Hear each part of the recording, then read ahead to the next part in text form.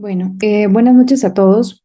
Vamos a revisar el día de hoy acerca de la enfermedad de Behçet. Esta es una vasculitis crónica multisistémica recurrente cuya etiología todavía no se conoce con exactitud. Es más frecuente en varones entre los 20 y los 40 años de edad, pero entre un 4 y un 26% pueden iniciar con la enfermedad en la infancia. Y en este punto es importante destacar que sobre todo en varones, mientras más tempranamente se presente la enfermedad y mientras más manifestaciones clínicas tengan los pacientes al momento del diagnóstico, el pronóstico es peor.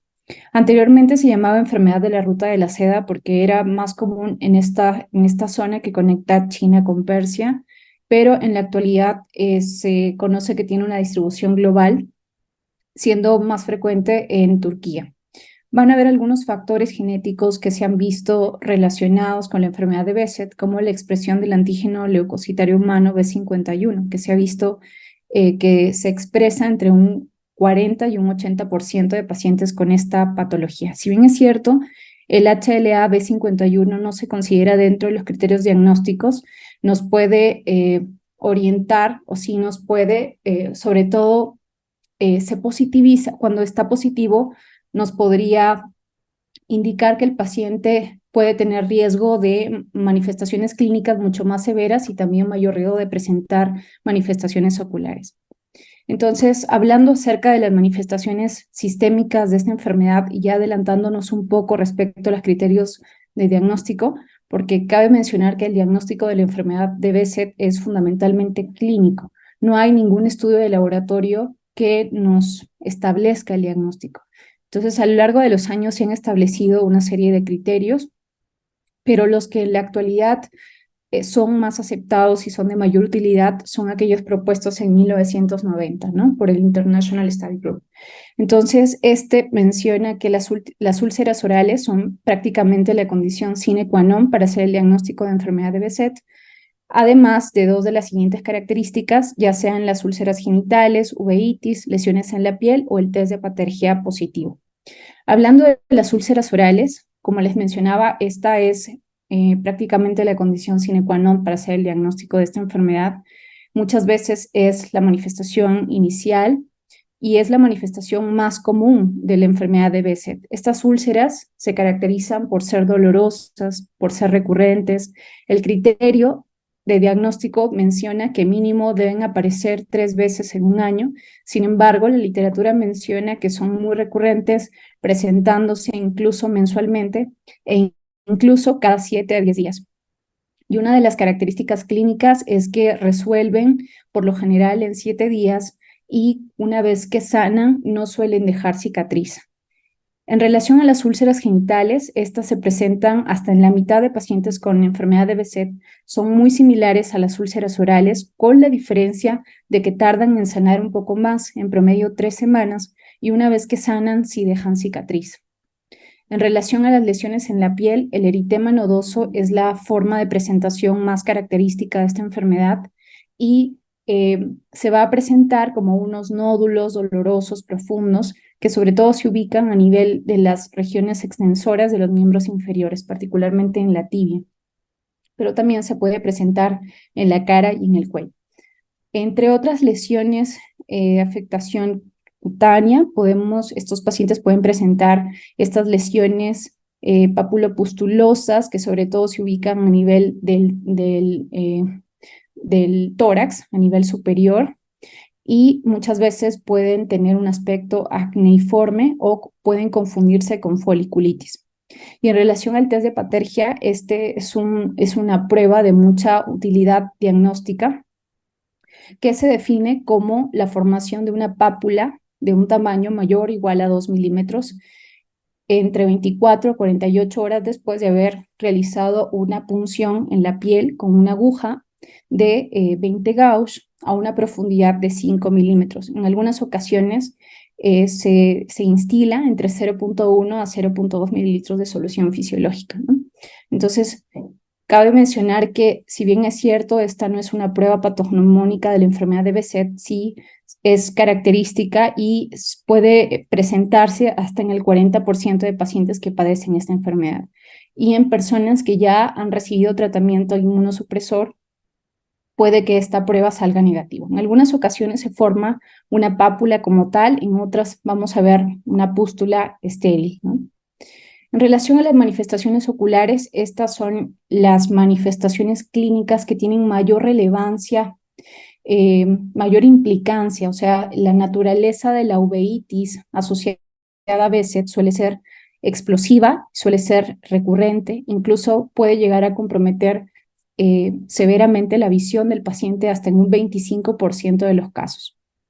Vamos a ver que el 70% de los pacientes con enfermedad de BSET van a tener manifestaciones oculares y esta enfermedad puede afectar todo el tracto uveal, presentándose en forma de una uveitis anterior, una uveitis intermedia, puede presentarse como una uveitis posterior incluso, pero en general lo más común, y podríamos decir que la forma de definir enfermedad de BSET o uveitis asociada a enfermedad de BSET es como una panuveitis de tipo no granulomatosa, que suele ser bilateral, pero muy asimétrica, crónica, recurrente, y que va asociada a una vasculitis retiniana obliterante. De hecho, la vasculitis retiniana y las complicaciones que puede traer consigo la misma es la responsable de este compromiso severo de la visión, como les había mencionado ya, ¿no? Entonces, en relación a las características de la uveitis anterior, ya sea cuando se presenta de forma aislada o cuando se presenta como parte de una panuveitis, se caracteriza por ser de tipo no granulomatosa, uni o bilateral. Lo más común es que sea bilateral, pero muy asimétrica, es crónica, recurrente, y aunque en la mayoría, o bueno, clásicamente se definía la uveitis asociada a BSET como una uveitis hipopionosa, se ha visto únicamente la presencia de hipopión hasta en el 25% de pacientes que padecen esta enfermedad. Y el hipopión suele tener algunas características. Por lo general va a ir acompañado de un ojo blanco, podríamos decir, o una inyección ciliar muy leve. Y lo otro es que es un hipopión estéril. No va a haber fibrina en la cámara anterior que haga que este contenido se adhiera hacia el iris o hacia el endotelio de la córnea. Por ende, es un hipopión móvil. Si es que el paciente cambia de posición la cabeza, también el hipopión se va a mover. Por otro lado, la uveitis asociada a BSET no suele elevar la presión, ¿no? La presión puede estar normal e inclusive baja. En relación a la uveitis posterior, como ya les mencionaba, una de las formas de presentación más clásicas es la panuveitis, que va asociada a vasculitis.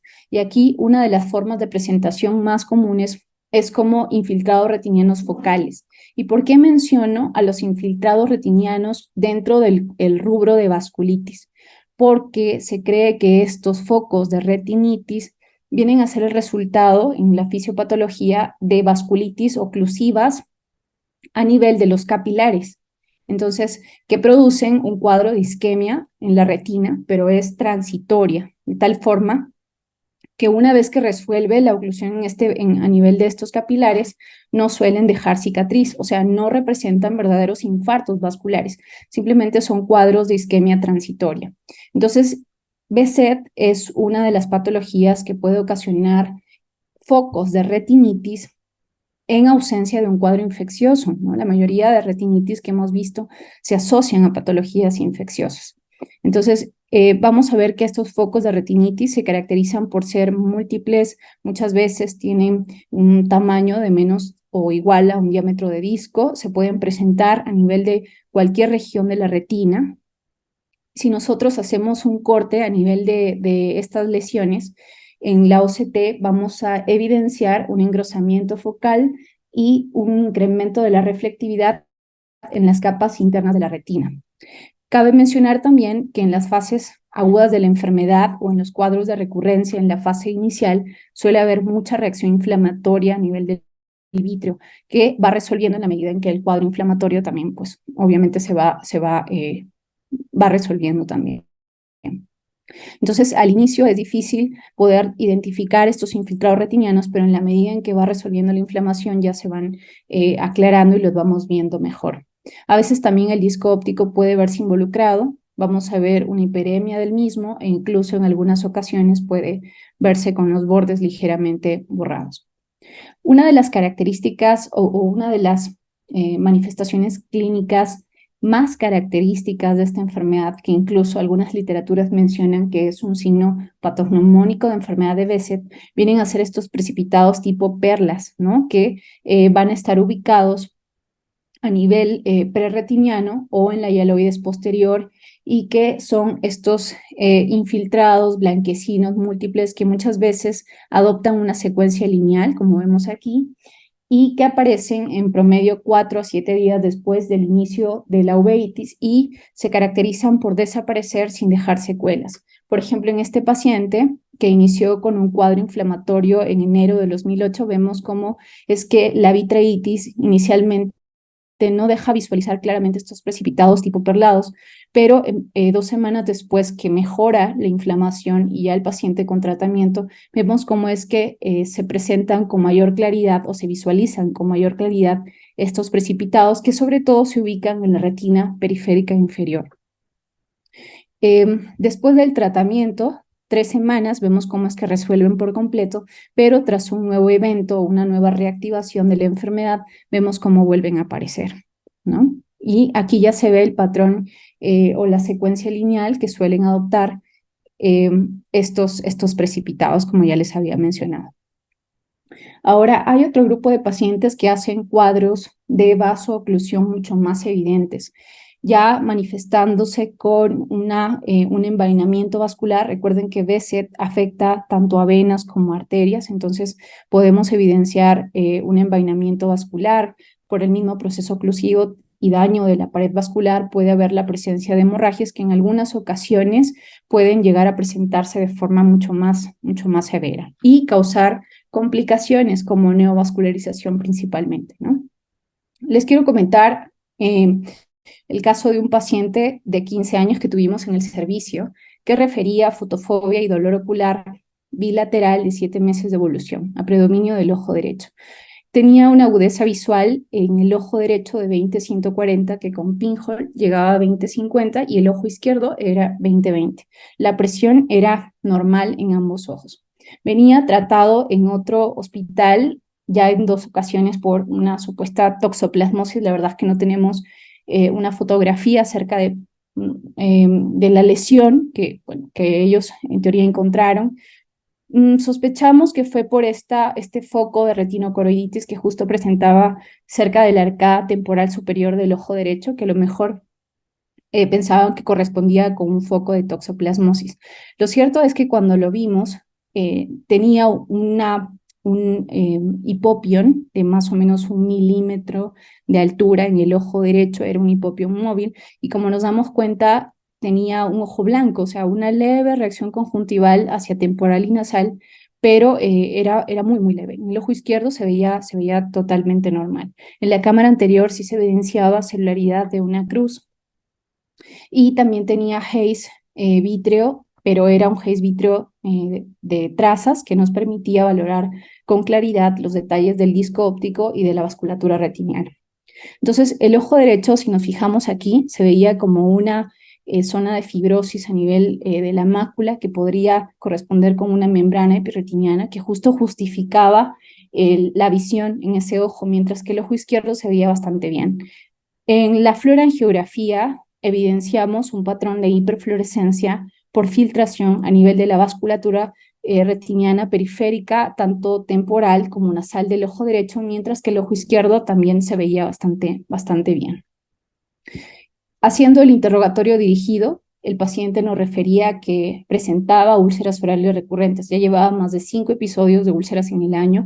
La última había sido 3 semanas atrás y cuando se le hizo el test de Patergia, este fue positivo, ¿no? Entonces, haciendo los laboratorios iniciales como parte del protocolo diagnóstico de los pacientes, siempre hay que descartar las grandes simuladoras como TB y sífilis, las cuales los laboratorios fueron negativos, tenía una biometría hemática normal y también solicitamos un perfil de vasculitis y reumático, lo cual nos salió negativo. Haciendo el naming and meshing de este paciente, se trataba entonces de un varón de 15 años con un cuadro de hipopión móvil del ojo derecho asociado a vasculitis retinal, además de úlceras orales recurrentes y un test de apatergia positivo. Entonces llegamos al diagnóstico de que tenía un cuadro muy sugestivo de enfermedad de Behçet. Entonces, pues ya adelantándonos un poquito a la parte de tratamiento, decidimos iniciarle con terapia inmunosupresora con azatioprina y como terapia puente también indicamos prednisona oral. No, lamentablemente porque los biológicos, la verdad es que es un poco difícil poderlos conseguir de inicio, porque tenemos que derivar al paciente hacia su centro de referencia o del seguro donde pueda conseguir el medicamento de forma gratuita, porque sabemos que es muy, muy caro. Entonces, conseguimos que el paciente pueda iniciar este tratamiento 2 meses después de haber iniciado ya con la terapia, con el fármaco biológico como azatioprina. Afortunadamente, la evolución del paciente fue bastante favorable. Vemos aquí la fluorangiografía después del tratamiento, 1 año después del tratamiento. Bueno, unos meses después del tratamiento, vemos cómo es que la vasculatura retiniana, o sea, ya no se ve esa hiperfluorescencia por filtración de los vasos que previamente estaban afectados. Todavía vemos una hiperfluorescencia por tinción vascular que corresponde con una incompetencia de los vasos, ¿no? Pero vemos que la evolución en general fue bastante favorable y hasta el momento no ha tenido cuadros de recurrencia.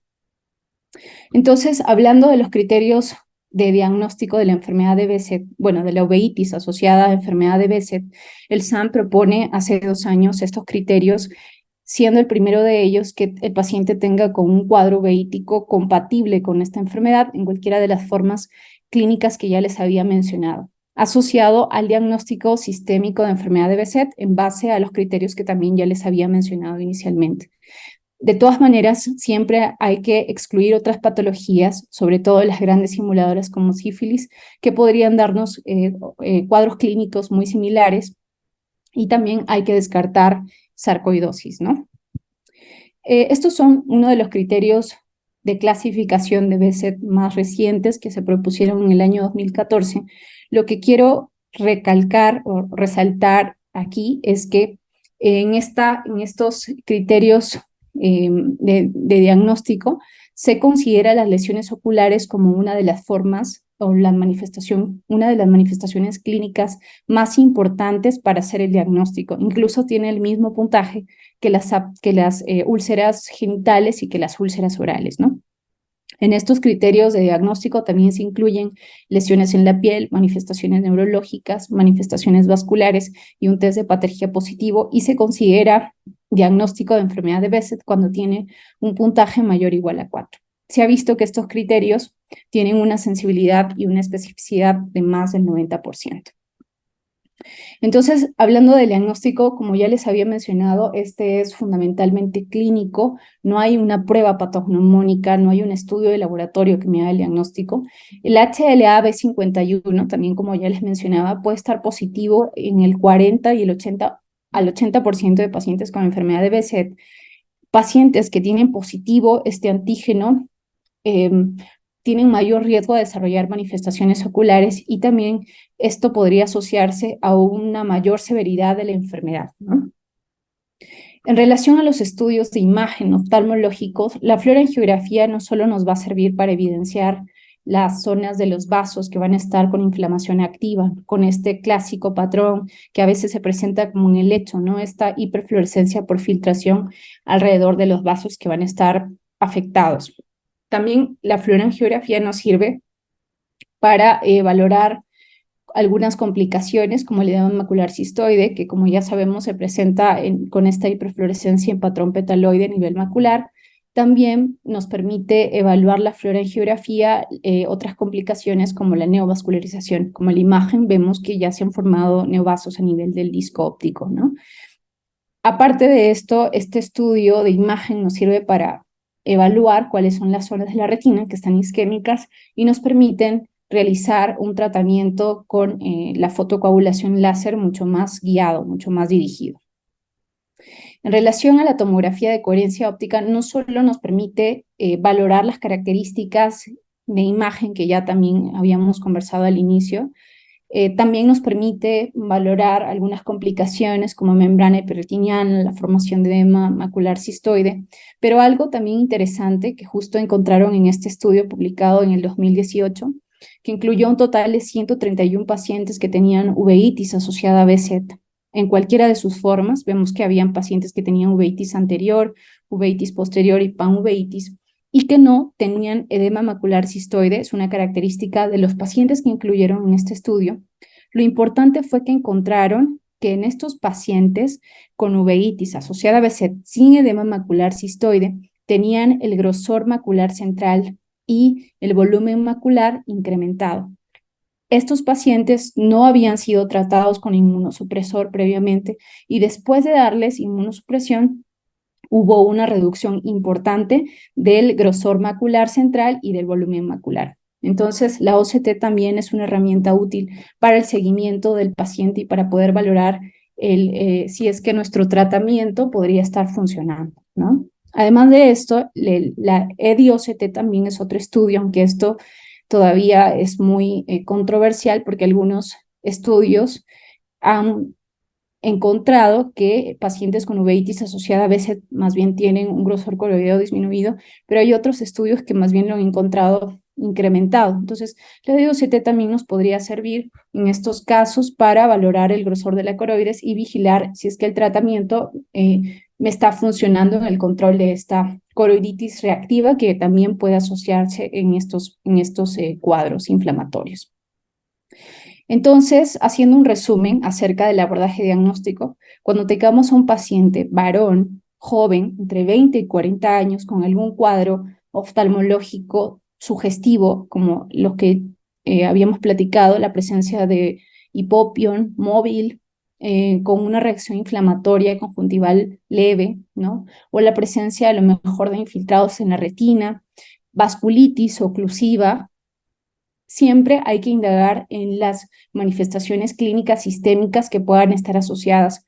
Hay que preguntar si es que ha tenido úlceras orales, si es que ha presentado lesiones en genitales o lesiones en la piel.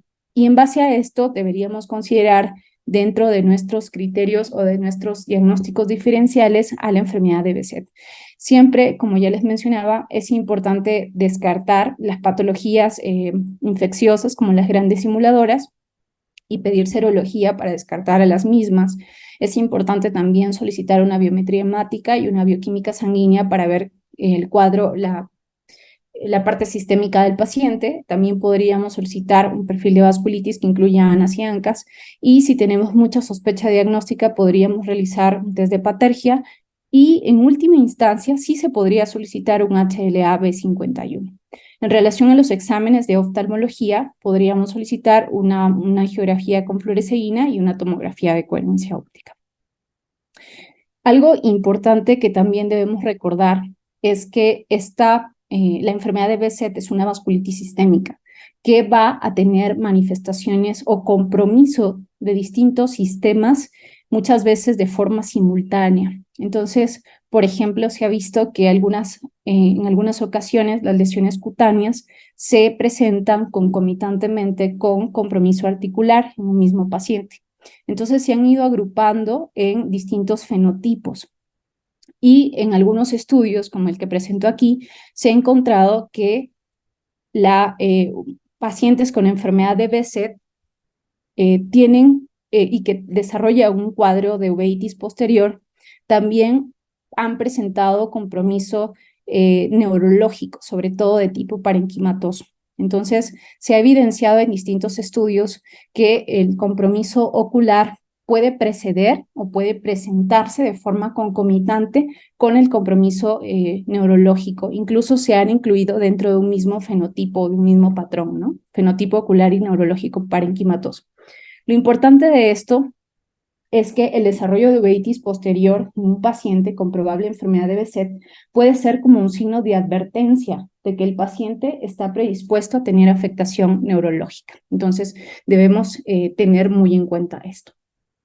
En relación al tratamiento, la Liga Europea contra el Reumatismo en el año 2018 hace una modificación de las recomendaciones para el manejo de esta enfermedad.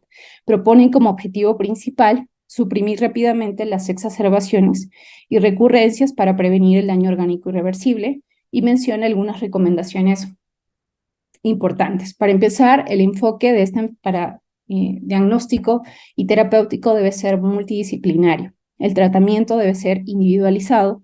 Cabe mencionar que cuando hay lesiones en la piel o cuando hay compromiso articular, si bien es cierto, la afectación de estos órganos podría ocasionar una alteración, una disminución en la calidad de vida del paciente, pero no se asocian a un mal pronóstico de vida en comparación con la afectación de otros órganos como los que vemos aquí, ¿no? Por otro lado, las manifestaciones de la enfermedad pueden mejorar con el tiempo, pueden disminuir con el tiempo. Por eso es que el tratamiento en algún momento puede empezar a disminuirse o puede empezar incluso se puede llegar a suspender. En relación a las pautas terapéuticas generales, si es que tenemos a un paciente con uveitis anterior, hay que emplear el uso de corticoides tópicos, inicialmente a una frecuencia alta, e ir disminuyendo paulatinamente conforme el control de la inflamación. El uso de cicloplégicos también está bien indicado para, ya sabemos, disminuir el dolor secundario al mismo proceso inflamatorio y para evitar la formación de sinequias. Ahora, en un paciente que tenga una uveitis posterior o una panuveitis, la terapia se basa en el uso de corticoides sistémicos, y algo muy importante es que un paciente con enfermedad de Behçet que presenta afectación de la retina es una indicación absoluta para iniciar de forma temprana la terapia inmunosupresora. Entonces, esteroides se deben iniciar en estos pacientes junto con la terapia inmunosupresora. Y esta fase o este tratamiento lo podemos dividir como en dos fases. La primera se trata de la inducción de la remisión, que está basado en el uso de los esteroides, y la segunda fase se trata del mantenimiento de la remisión, que está basado en el uso de los inmunosupresores. En relación a la inducción de la remisión, se indican bolos de metilprednisolona a dosis de 250 a 1000 miligramos día por 3 días, seguido de prednisona oral a dosis de 1 miligramo kilo día en dosis reductiva. Lo que logramos con los bolos de metilprednisolona es un rápido control de la inflamación y preservar la visión sin que se llegue a comprometer tanto en la fase aguda de la enfermedad. Y luego, en relación al mantenimiento de la remisión, se indican los inmunosupresores. La Liga Europea contra el Reumatismo en el año 2018 menciona que los dos fármacos que tienen un mayor nivel de evidencia, nivel de evidencia 1, grado de recomendación A, en el tratamiento de la uveitis asociada a enfermedad de Behçet es azatioprina y ciclosporina A. De hecho, ambos medicamentos han demostrado reducir la frecuencia de las recurrencias por uveitis y también la gravedad de estas recurrencias. Sin embargo, hay que tener cuidado con ciclosporina porque esta está contraindicada en pacientes que tienen neuro-Behçet activo, y también se ha visto que aquellos pacientes que usan ciclosporina A tienen mayor frecuencia de manifestaciones neurológicas. Entonces, teniendo en cuenta esto que les mencionaba acerca del fenotipo ocular y neurológico, pues no solemos indicarlo como terapia de primera línea. Van a haber otras opciones terapéuticas como metotrexate y micofenolato de mofetilo. Ambos medicamentos son bien tolerados por los niños, sobre todo metotrexate. Cuando esta enfermedad se inicia en la infancia, podríamos indicarlo, sobre todo por la posología del medicamento. El interferón alfa también se menciona en la guía. Sin embargo, no hay estudios que demuestren su verdadera eficacia en el tratamiento de la uveitis asociada a Behçet. Y ciclofosfamida, que se considera sobre todo en cuadros inflamatorios de mayor severidad, pero es una terapia de tercera línea. Ahora, lo de la introducción precoz del biológico, todavía no hay estudios grandes que demuestren su utilidad como terapia de primera línea. O sea, sí hay distintos reportes de casos que hablan de que el iniciar tempranamente estos medicamentos, sobre todo, ayudan a preservar la visión, ¿no? Todavía no hay estudios grandes que realmente hayan demostrado esto. Y hay otros medicamentos que todavía faltan más estudios para poderlos recomendar como parte de la terapia de esta patología. Hablando un poquito acerca de la azatioprina, el estudio más grande o el ensayo clínico aleatorizado que se ha llevado a cabo respecto al uso de este medicamento en enfermedad de Behçet fue en 1990, ¿no?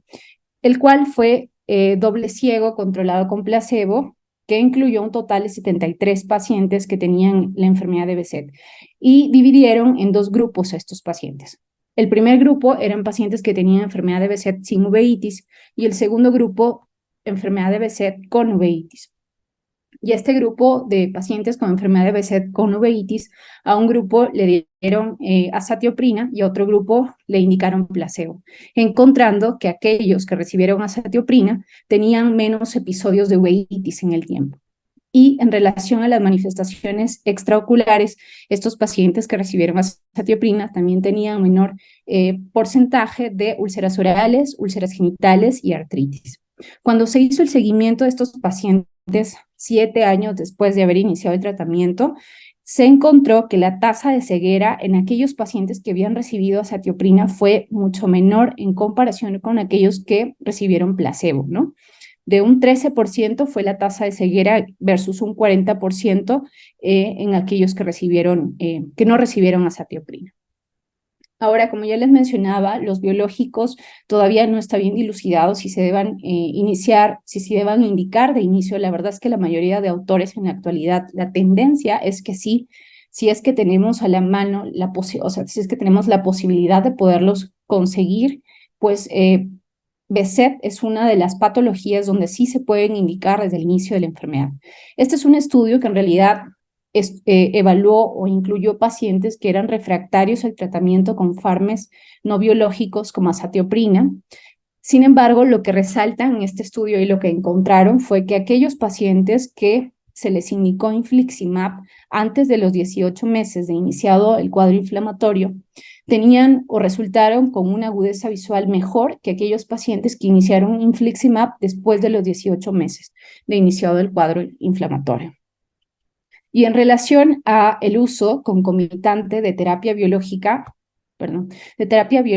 con fármacos no biológicos como azatioprina y ciclosporina, realmente todavía tampoco está bien dilucidado para qué es que sirve el adicionar de un fármaco no biológico al infliximab. Incluso EULAR en 2018 tampoco menciona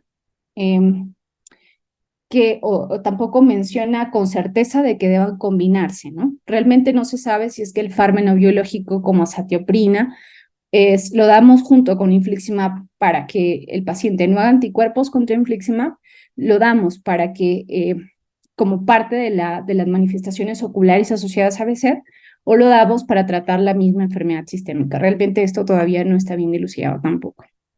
Entonces, para terminar los puntos clave, recordemos que la enfermedad de Behçet es una vasculitis sistémica crónica, muy recurrente. El diagnóstico de esta patología es fundamentalmente clínico. Ya les mencionaba que las úlceras orales se consideran, es la manifestación clínica más común de esta enfermedad e incluso se considera como una condición sine qua non para hacer el diagnóstico. Recordemos también que la uveitis posterior y la panuveitis por enfermedad de Behçet es una de las formas más severas y difíciles de tratar. El tratamiento se basa en dosis altas de esteroides con bolos de metilprednisolona y recuerden que se debe iniciar tempranamente terapia inmunosupresora. Si es que tenemos posibilidades de indicar biológicos desde el inicio de la enfermedad, hay que indicarlos. Y por último, un aspecto muy importante también que mencioné es que la uveitis posterior asociada a la enfermedad de Behçet puede ser un signo de advertencia de que un paciente puede tener predisposición a afectación neurológica. Muchas gracias.